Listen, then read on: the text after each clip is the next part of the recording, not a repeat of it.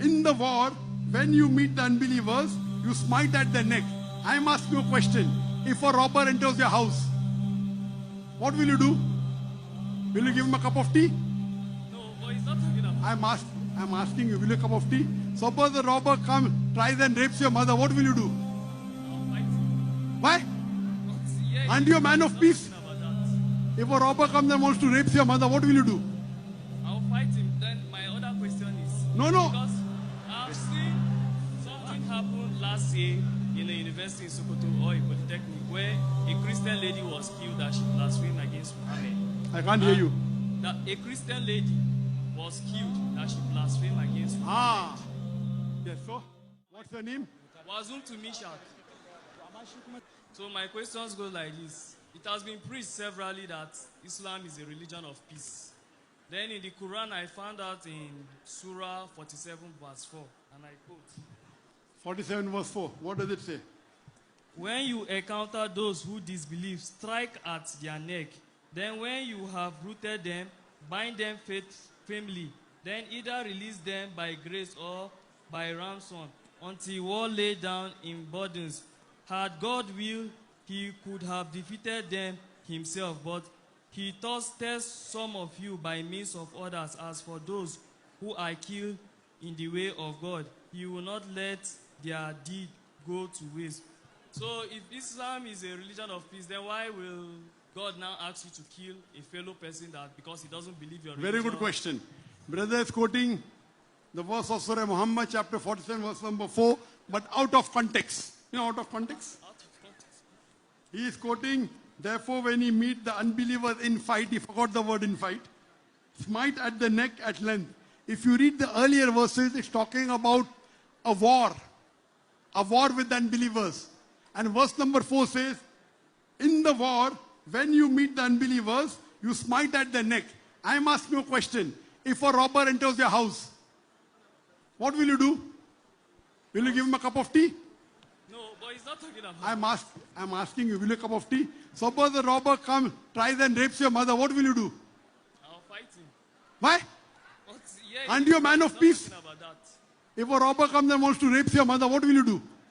I'll fight him. Then my other question is. No. Because I've seen. So allow me to learn now. This is not a robber. This is talking read number 1. Go from verse number 1. Those who reject Allah and hinder in their part. Those who believe and do righteous deed.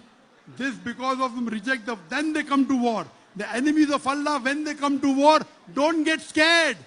So I'm asking a question. why I ask this If question? Nigeria has a war with another country, the army general of Nigeria, what will he say? Oh, soldiers, don't get scared, fight them. He'll not say, okay, go, when they come, you give your neck at them. What nonsense are you talking? So why I ask this question? Let is- me complete the answer. You're asking the question, now you know you're trapped. Let me complete the answer. So this is talking in the battlefield. In the battlefield, when you kill the enemies who come to kill you, this is peace. Okay, what does the police do? The police of Nigeria is supposed to keep peace, correct? Why do they carry a gun? Those who want to disrupt the peace, so the rule is you can use violence as a last resort to maintain peace. Those who want to disrupt peace. Do you understand? That means you can use violence against those people, against those criminals who want to disrupt peace. This is the golden rule.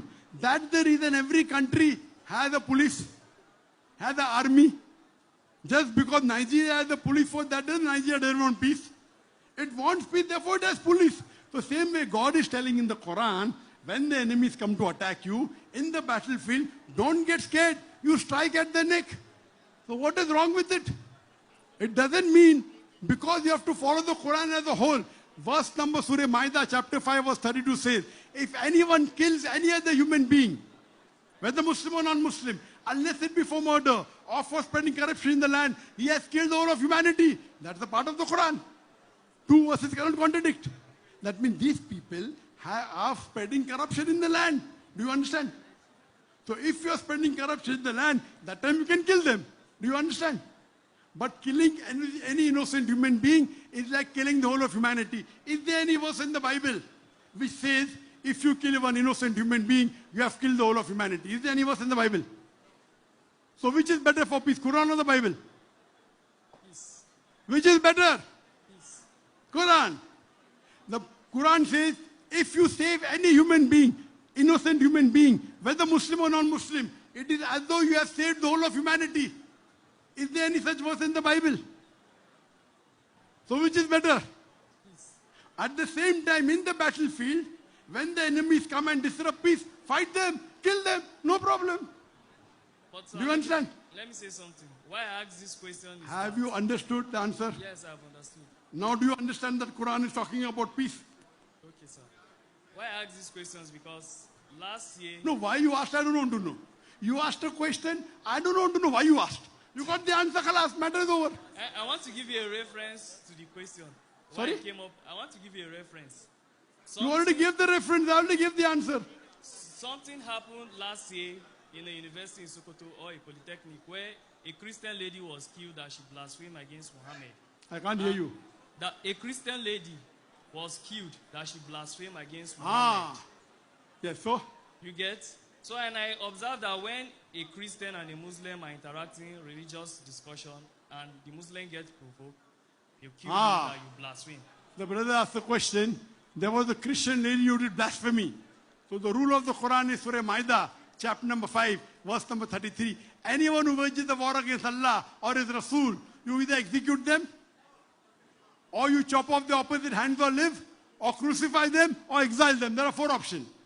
Anyone who wages a war against Allah and His Rasul, anyone does blasphemy, either execute, either chop opposite hands and legs, or crucify, or exile. 4 options. Now why they took the option of that, you have to ask them. So this is the rule of Allah in the Quran. You cannot blaspheme God. It's a big sin.